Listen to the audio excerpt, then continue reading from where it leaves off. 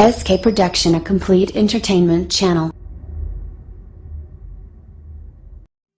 हाम्रो यो भिडियो हेर्नुभन्दा अगाडि हाम्रो च्यानललाई सब्स्क्राइब गर्नुभएको छैन भने कृपया सब्स्क्राइब गरिदिनुहोला। सानो माछा साइराजै ठुलाको आहारा, जनताको साइराजै कोछर सहारा, नेता मार जनता नमार। मैले गाई जात्राको प्रसङ्गमा गाएको गीत हो यो। हाम्रो नेपाल बन्द भन्ने गाई जात्रामा मैले यो प्रस्तुति दिएको थिएँ। फतेमान दाइले मेरो राष्ट्रिय गीत गाउनु भएको थियो। मातृभूमिलाई दाजै किन पार्यो रणभूमिमा, मातृभूमिलाई दाजै किन पार्यो रणभूमिमा।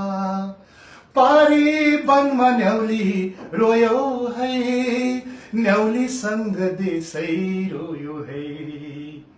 मरेर आफू देशै जोगिन्छ, किन आहुति नदिने। देश दुखे मुटु दुख्छ, हिउँ पगले आँसु, नेपाली भई नेपालमै कसोरीमा बाँचु। मैले यति धेरै राष्ट्रिय गीत सङ्गीत गरेँ। फतेमान, राजेश पायल, सपना श्री, आनन्द कार्की जस्ता थुप्रै अग्रज कलाकारले मेरो राष्ट्रिय गीत गाउनुभयो।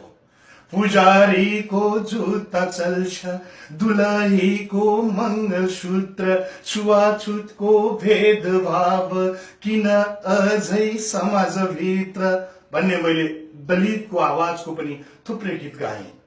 जनताका गीत गाएँ, कमैयाका गीत गाएँ। हर ज्वात उठले कमैया, बिहानीका लुलुग जारमा, ढेकी कुट उठली कमलारी, अघर्या रात भुवर बिहानमा। माटी के ओढाउना, माटी के बिछाउना, माटी दिहल इजरमा हो। काहे दिहलो ईश्वरमा द्यो, कमायन के फुटल करमा हो। मैले आफ्नो स्थानलाई पनि त्यत्तिकै सम्झेँ। पर्यटकीय क्षेत्र बनाउनका लागि ठाउँ ठाउँमा प्रचार पनि गरेँ। हे बागेश्वरीमै कर्णालीको तिर माया ल्याउन हो बैरागीको पीर। करिब 1000 जति गीतमा सङ्गीत गरेँ। यति धेरै गीत सङ्गीत गरेको मान्छे। 25 वर्ष रेडियोमा रेडियो उद्घोषण गरेँ। यो देशका धेरै मान्छेलाई रेडियो उद्घोषण सम्बन्धी तालिम दिएँ। मैले आफ्नो 25 वर्षको रेडियोको यात्रामा राष्ट्रिय गीत सिवाय केही बजाइन। तर आज आफ्नो जीवनकालको यात्रामा पहिचानका कुरा उठाएँ। दलितको कुरा उठाउने मान्छे, जनताको भावना बोल्ने मान्छे, नेपालीपन, नेपाली माटोको आवाज उठाउने मान्छे। आज ममाथि यो आरोप किन लगाइयो? हाम्रो एउटै मात्रै गुनासो हो, हामी दमित भयौं, हामीलाई दमन गरियो। दमन किन गरियो त भनेर भन्दाखेरि आफ्ना गल्ती ढाकछोप गर्नका लागि अरूलाई दमन गर्नुहुन्न। टिकापुर घटना घट्यो, सारा टिकापुरको बेइज्जती भयो। तर कसैले बुझेन, टिकापुर भन्दा 4 किलोमिटर पर चिनिम चौराहा भन्ने ठाउँमा त्यो घटना घट्यो।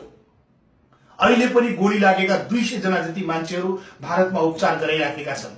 मधेसको आन्दोलनमा मधेसवादी दलका केही घाइतेको उपचार भयो होला, तर टिकापुरको घटनामा गोली लागेका मान्छेको उपचार कसले गर्ने? यौन हिंसामा परेका चेलीबेटीहरूको जिम्मा कसले लिने? हामीलाई साँच्चै दुःख लागेको छ। हामी देशद्रोही होइनौं, हामी नेपाली हौं। हामी स्पष्ट रूपमा त्यही माटोको मान्छे हौं।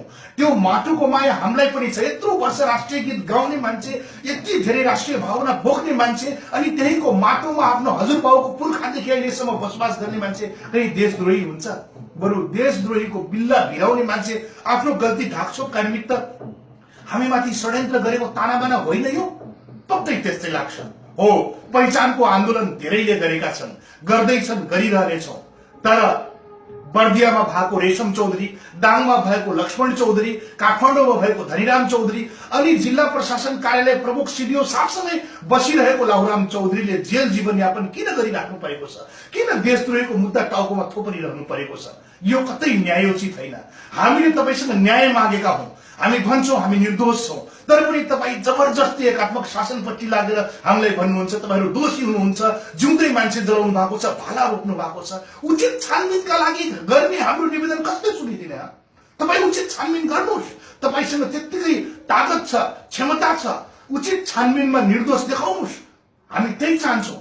हामी निर्दोष छौँ त हामी भन्छौँ, हामीलाई निर्दोषताको प्रमाणपत्र उचित छानबिन गरेर दिनुहोस्। यसरी मान्छेलाई देशबाट नखिचेर पीडा दिने काम नगर्नुहोस्। हाम्रो भावनामा चोट लागेको छ। एक त पहिचानको मुद्दा उठाउनेहरू, देश बनाउने मान्छेहरूले पहिचानका मुद्दा उठाउँछन् नै। पहिचान किन चाहिएको छ मान्छेलाई तपाईँ बुझ्नुहुन्न? पहिचान पाउनु कि हाम्रो देशको बेइज्जती हो? पहिचानको परिचय के राष्ट्रघाती हो? पहिचान माग्नु के देश टुक्र्याउनु हो? 14 अञ्चल 75 जिल्लामा बाँडिएको नेपाल टुक्रिएको छ। 4000 वटा गाविसमा बाँडिएको नेपाल टुक्रिएको छ। अनि अहिले 7 वटा प्रदेशमा बाँड्दाखेरि देश नटुक्रिने, पहिचानको प्रदेश देऊ भन्दाखेरि देश टुक्रिने। पहिचानको मुद्दा हामी भन्दा पहिले तपाईले उठाउनु भएको हो। यो तपाईको मुद्दा हो। स्वाभिमानपूर्वक पहिचान भनेको, स्वाभिमानपूर्वक पहिचान दिनुभयो भने देशकै इज्जत हुन्छ, देशकै बढोत्तरी हुन्छ। मैले धेरै पटक भनेको छु, कर्णाली खस सभ्यताको इज्जत हामीले त्यत्तिकै गर्नुपर्छ, खप्तर सभ्यताको इज्जत त्यत्तिकै गर्नुपर्छ, खुम्चिएका पिल्सिएका उत्पीडित नेपालीहरूको भावना त्यत्तिकै बोल्नुपर्छ। साँच्चीकै कर्णालीमा, हुम्ला जुम्लामा, डोल्पा मुगुमा पुगेका जनताका पैसाहरूको अडिट हुनुपर्छ। यति धेरै पहुँचेको पैसा, यति धेरै पुगेको पैसा कसपाटी खर्च भयो? किन रुन्छ कर्णाली नुनका लागि? किन रुन्छ मुगु एक मुट्ठी चामलका लागि, एक गाँठ सागका लागि? हो, हामी त्यो विभेदका विरुद्ध पनि लड्नुपर्छ। मैले त पटक पटक छात्रवृत्तिका बारेमा, शिक्षाका बारेमा भन्छु। साँच्चै तपाईँ भन्नुहोस् त, कर्णालीको विकट जिल्लामा पढेको मान्छे लिटिल एन्जल्स र ग्यालेक्सीमा पढेको विद्यार्थीसँग कसरी कम्पेयर गर्न सकिन्छ उनीहरूको शैक्षिक तुलना? हो, तिनलाई पनि न्याय दिनु पर्यो। दूध बेचेर स्कुलमा जाने उत्पीडित ब्राह्मणले पनि न्याय पाउनु पर्यो, गरिब क्षेत्रीले पनि न्याय पाउनु पर्यो। यो सबैको न्याय र भावना पहिचानमा पाइन्छ। यो पहिचानको भावना सबैले कदर गर्नुपर्छ। पहिचान एउटा विषय हो, पहिचान विद्रोह होइन। यसका निमित्त तपाईले अलिकति भावना मात्रै दिनुभयो भने हामीलाई सहज हुन्छ। हामी चाहन्छौँ पहिचानका मुद्दाका लागि लडेका हाम्रा साथीहरू टुटे फुटेको देख्दा हामीलाई दुःख पनि लाग्छ। जम्मा 2टा सांसद टुक्रिएर एउटा भए। थारूका 3टा पार्टी 3टा सांसद। पहिचानका मुद्दा लड्नेहरू सदस्यता बाँड्दै हिँड्दैछन्। यो कहिलेसम्म? तपाईहरू कहिलेसम्म सदस्यता बाँड्नुहुन्छ? तपाईँ कहिलेसम्म पार्टी खोल्नुहुन्छ? तपाईँ कहिलेसम्म जनता खोज्दै गाउँमा जानुहुन्छ? जनताको भावनाको मुद्दा बोक्नुहोस्, हामीलाई न्याय दिलाउनुहोस्। जनताको भावनाको मुद्दा बोक्नुभयो भने तपाईँले परिचय पत्र बाँड्दै कार्यकर्ता खोज्दै हिँड्नु पर्दैन। र राज्यको शासकले पनि बुझ्नुपर्छ, मान्नुपर्छ, यी हाम्रा जनता हुन्, यिनलाई हामीले न्याय दिनुपर्छ। यी जनताका मनोभावना अनुसार हामीले चल्नुपर्छ। केवल एकैतर्फ मात्रै छानबिन गरेर एउटै तर्फका मान्छेलाई मात्रै कुल्चिएर न्याय पाइँदैन। टिकापुरमा 88 वटा थारूको घर जल्यो। थारूहरूको माग पहिचानको थियो। थारूहरूको माग थोरहोट प्रदेशको थियो। कर्णालीको पूर्वमा टुक्रुङ्ग अखण्ड सुदूरपश्चिम प्रदेश लेख्दाखेरि हामीले विभेद जनाएनौं, हामीले विद्रोह गरेनौं, हामीले झगडा गरेनौं। हाम्रो माग त राज्यसँग थियो। हामीले कुनै पहाडीको घर जलाएनौं, हामीले कुनै पहाडीलाई चाहिँ त पहाडी र हामी थारू बीचको विभेद छुट्याएनौं। हामी त राज्यसँग माग्दै थियो आफ्ना माग। अचानक घटेको घटनामा सम्पूर्णलाई मुछेर एउटै खानमा हालेर सिद्ध्याउने प्रयत्न गर्नुहुन्न। आज भारतमा करिब 5000 भन्दा बेसी थारूहरू निर्वासित छन्। 5000 भन्दा बढी मान्छेले घर छोडेका छन्। 200 जना बढी मान्छेलाई गोली लागेको छ, उनीहरूले उपचार गराइराखेका छन्। उनलाई बोलाउनुहोस्, न्यायोचित न्याय दिनुहोस्, भन्नुहोस् हामी तपाईका पक्षमा छौं। एउटा मात्रै उदाहरण हेर्नुहोस् त, त्यसबेलाका प्रधानमन्त्री सुशील कोइरालाजी आउनुभयो, सद्भावको र्याली निकालौं, सद्भाव भएर बसौं, एकजना थारू गएनन्। दशैं तिहार आउँछ, टिकापुरका व्यापारी साथीहरू करोडौं ऋण लिएर व्यापार गर्नु भएको छ, पल्ल परेर मुखदर्शक बन्नुहुन्छ र सम्पूर्ण थारूहरूको बगान तिकुनियापट्टि लाग्छ। भारतीय बजार तिकुनियामा गएर किनमेल गर्छन्। यस्तो दिन किन आयो? यस्तो दिन कसरी आयो? थारूले अर्को समुदायमाथि विश्वास गर्न किन सकेको छैन? यसकारणले सकेको छैन कि हामीमाथि दमन भएको छ। हामीमाथि भएको दमनको लागि तपाईले गोली दिनुपर्छ। सबैजना एकजुट भएर निष्पक्ष घटनामा छानबिन गरेर जो दोषी छ दोषीलाई कारबाहीको कठघरामा उभ्याएर सबै काम गर्नुपर्छ। एकातर्फ संयोजक बन्ने, सरकारमा जाने अनि मन्त्री बन्ने, फेरि गएर चाहिँ हाम्रा लागि वार्तामा बस्ने, ती सोच छ, ती राम्रा बोल्न नसक्ने अस्पतालमा उपचार गराउन गएका मान्छेलाई चाहिँ जो त दोषी होस् भनेर जेलमा पठाउने, बिरामी कुरुवालाई जेलमा पठाउने, बाटोमा उभिएको थारूलाई बोलाएर जबरजस्ती समातेर जेलमा कोस्ने, अनि हामी त्यो जिल्ला भन्दा बाहिर बसेका व्यक्तिहरूलाई चाहिँ झुट्टा मुद्दा लगाउने, यो न्यायोचित होइन।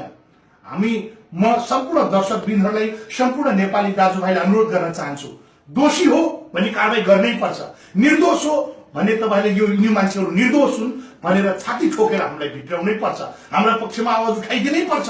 र पहिचानको मुद्दा हामी बाहिर बसौं, भित्र बसौं, जहाँ बसौं, आफ्ना बीचमा छलफल गरेर आफ्ना बीचमा एकमा एक भएर यो हामीले पाउनै पर्छ। पहिचानको मुद्दालाई आज पनि छोड्दैनौँ हामी, भोलि पनि छोड्दैनौँ, पर्सि पनि छोड्दैनौँ, यो त एउटा विचार हो। म सम्पूर्ण पहिचानवादी नेताहरूलाई भन्छु, डाँडामा गएर काटेर कसैलाई ठोक्छु, मार्छु, यो गर्छु, ऊ गर्छु, यो पट्टि नलाग्नुहोस्। मात्रै पहिचानको मुद्दामा एक ढिक्का हुनुहोस्। अब धेरै नेतागिरी नगर्नुहोस्। नेता बन्नका लागि जनताको भावना जित्नुपर्छ, जनताको मन जित्नुपर्छ। अब युवा नेता बन्नुपर्छ, युवाहरूले नेतृत्व लिनुपर्छ, युवाले लिएको नेतृत्वले मुलुक परिवर्तन गर्नुपर्छ। तपाईँ यता भौतारिने, तपाईँ उता भौतारिने, कसैलाई पार्टी अध्यक्ष चाहिएको छ, कसैलाई पैसा चाहिएको छ, कसैलाई मन्त्री चाहिएको छ, यो सब लोभ लालचबाट मुक्त हुनुहोस्। यदि यो लोभ लालच तपाईमा छ भनेदेखि म जनताको नेता होइन भन्ने कुरा स्पष्ट बुझ्नुहोस्। हामी कति दुखित छौं, कति दुःख लाग्छ हामीले वर्षौंदेखि एउटै मान्छेलाई 20 वर्ष 25 वर्ष सांसद बनाइरहेकै छौं, मन्त्री बनाइरहेकै छौं। तिनलाई बनाउँदा बनाउँदा हाम्रो जीवन बिग्रिसक्यो, तर गाउँका बाटा बनेनन्। यो कहिलेसम्म?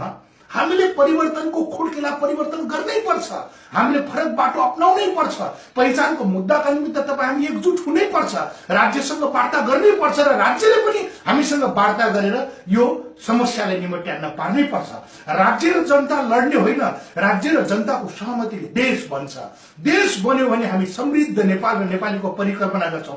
धेरै साथीहरूले गर्नुहुन्छ नेपाली हामी रहौंला कहाँ नेपालै नरहे, ए बाबा जनतै नरहे नेपाल कहाँ रहन्छ? आदिवासी नै नरहे नेपालको परिचय क्या हुन्छ? जब मूलवासी नै नभए नेपालको अस्तित्व क्या हुन्छ? हिमाल मुनिको शेर्पा भएन भने, गुरुङ भएन भने, गोर्खाको परिचय दिने राई लिम्बू किराँतीहरू भइदिएनन् भने, ओहो चाहिँ जो सोरठी नाच्ने, कौडा नाच्ने चाहिँ तपाईको मगर भइदिएन भने, तराईको थारू भइदिएन भने, यो मुलुकको अस्तित्व क्या हुन्छ? राष्ट्रवादका कुरा त जसले ओकले पनि हुन्छ नि। सीमानामा हामी बसेका छौं, हामीलाई मोह छ नेपालको, हामीलाई मोह छ नेपाली सीमानाको। आजसम्मको युगसम्म, अहिलेसम्म त्यो सीमानामा बसेर भूमिको रक्षा कसले गर्यो?